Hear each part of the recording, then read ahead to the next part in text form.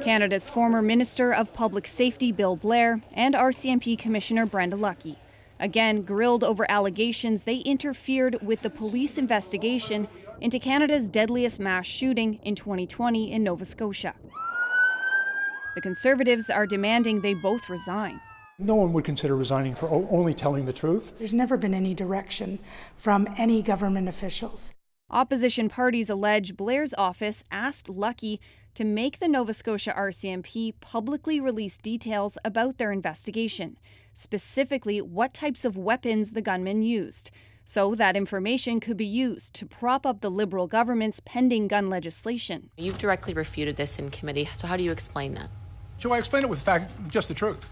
The reality is, in all my conversations with the Commissioner, at no time did I direct her, ask her, or even suggest that she release that information. Lucki also says Blair never demanded RCMP release the details about the guns. Instead, his office had simply asked if the Mounties planned to release it. To us, that's political pressure from the minister's office. That's the concern here, ma'am. I appreciate your perception, but your perception is incorrect.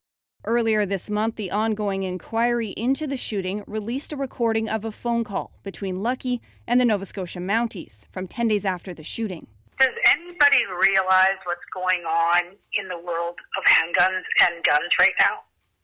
The fact that they're in the middle of trying to get a legislation going, the fact that that legislation is supposed to actually help police.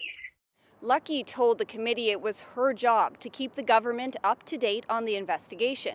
The phone call was because the Nova Scotia Mounties had left her out of the loop. Her mention of the gun control legislation, she says, was just context. Marina von Stackelberg, CBC News, Ottawa.